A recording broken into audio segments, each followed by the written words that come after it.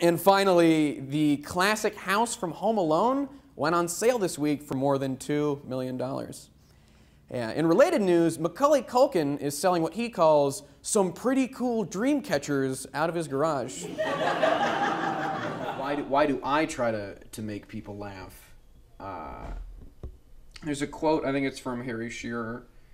It's from somebody, and it's just like comedians are people who are trying to control why other people are laughing at them. I like making people laugh because I like connecting with strangers, but I don't want to be a creeper. You know what I'm saying? I don't want to randomly run up on people I don't know and be like, hey, you know what I'm saying?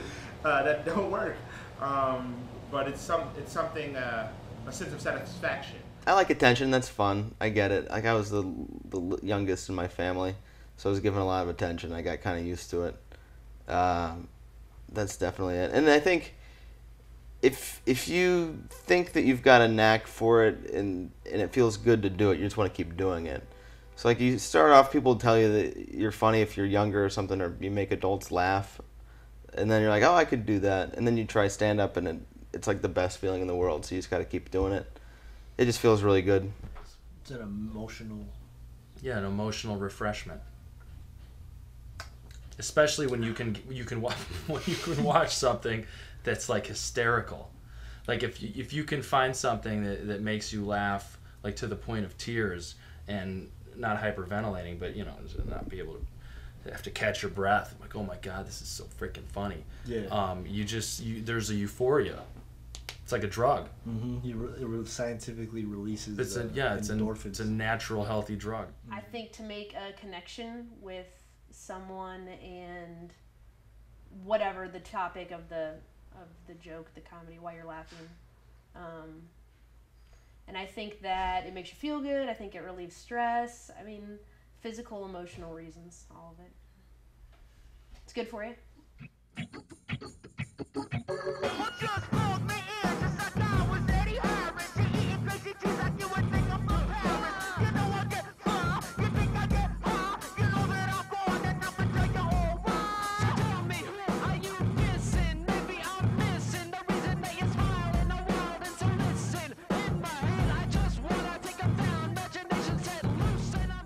Yeah, there's a lot of I feel like there's a lot of shock value comedy today that's not always funny. It's just like, we said fuck or we said shit, so laugh at that. I was thinking about that. That to me though is bad comedy. Mm-hmm. You know what I mean? Like there's bad, I don't know, like the obvious joke or a shocking joke. Mm-hmm. That's not necessarily funny unless it's ironic. You know what I mean? Mm-hmm. If it's done ironically, it can be funny. Yeah. But yeah, if you see, just the obvious joke and the person isn't conscious of the fact that they're making fun of it being the obvious joke, then that's not comedy. Or it's bad. It's comedy, but it's bad comedy. Yeah, that kind of stuff, making fun of you see that all the time, like just racist jokes, homophobic jokes, misogynistic jokes. You go to any club, you're gonna see a ton of that stuff, and it's really, really easy. You know what I mean? Like there's no skill involved with calling somebody a name or like making fun of them because they're disabled or something. Like, and it's really not funny. I don't know. Like, yeah, shock comedy, stuff like that. You just want to be like, just write a real joke. Like, nobody gives a shit if you want to make fun of a midget or whatever you do. I don't know. Yeah, there's nothing to it, and I don't like it. So I think shock comedy can work, but it's too easily, or I find shock comedy often happens and just tries to be shock and forgets about the comedy part. And sometimes that works for people, but I think for shock comedy to be satisfying, it needs that strong comedy foundation first, and then the shock is like the icing on the cake, or the shock is like what gets you to the comedy. Like maybe the shock starts you off, gets you in a place, and then hits you with something comedic. Yeah, I guess that's where I draw the line. I don't really usually think that kind of stuff is funny. I think that it's maybe making fun of something or just offensive. I don't know. I do get offended a lot. I still think like really Bill Hicks. I love Bill Hicks, and he's definitely like pretty crude, pretty crass. But like just to be, I guess it just has to be fun. I don't know. That's a tough one. Because like I said, a lot of stuff, anything can be funny, but I think that people just trying to get however many views or whatever, the shock factor, that it just is poorly motivated, I guess. I don't necessarily go that route, but like, you know, as said earlier, someone said it, like there's a place for all types of comedy. Like I'm not against a 9/11 joke if it's a funny one. Yeah, same here. I don't know. I'm not.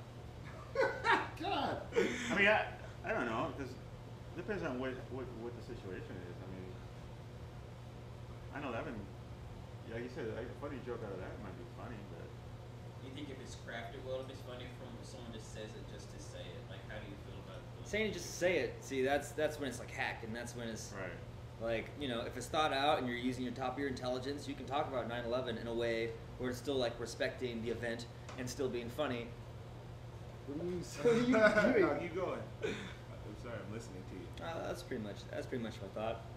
Yeah. Nothing is out of bounds. Nothing is out of bounds. Everybody and everything gets made fun of. There's always a line, and like our job as funny people is to try to like find that line and then like mess with it as much as possible. Yeah. Somebody, one of my friends told me the other day, they go, Weird Al went to jail. I was like, Weird Al didn't go to jail. That's bullshit. He looks like a nice guy. Right? But he goes, no, for real. I go, what do you go to jail for? He goes, touching penises. You don't get to fucking go to jail for touching penises. Like, it's not illegal. You don't just, look, I'm doing it right now. Fuck off. I'm not going anywhere. Being paid to be a comedian is the most, it's the biggest cop-out of a job I could think of. You know what I mean? Nobody needs that. Like when the government collapses and bombs are dropped, somebody's gonna just like eat me. Probably just like murder and eat me. Like I'm not gonna have any purpose in life. I don't know how to make things. I don't know anything about electricity. I don't know how to cook food. I'm fucked. I'm totally fucked. It's to think, to have the I don't know, the gall to think that this is a job is, it takes a special kind of asshole. I don't know. Like, but you know, and most people don't make it, so that's, you know, I probably won't make it. I don't make any money now, so why would I think I would do that later? I don't really care. That's the cool part about doing it, is that I don't do it for money. I've been doing this for, I don't know, a few years. I maybe have made like a couple $100 doing comedy in a few years. There's no money in this, but it's too much fun. Getting paid in comedy is the best thing that can ever happen to anyone ever. It seems like a crime sometimes because it's such a fun thing to do. And you think about, well, in like the Middle Ages, like the jesters were just like people who had like brain poisoning, and now like some of the most highly paid people in the world are comedians. And it's like, how did that shift happen, where it was essentially someone who had like brain damage, and then it's like, oh, okay, Jim Carrey makes $20 million a movie. I think if you do something you love and you get paid for it, why not? You have to make people laugh. It's worth trying. Right. It's worth trying to get paid for. It's better than getting paid to show a manure. Who are you gonna alienate? Yeah, there you go. Yeah, I was gonna say something. These guys are too good for real jobs. Nonsensical. I was gonna say something very nonsensical. Hey, I work a regular job. I want to leave it, but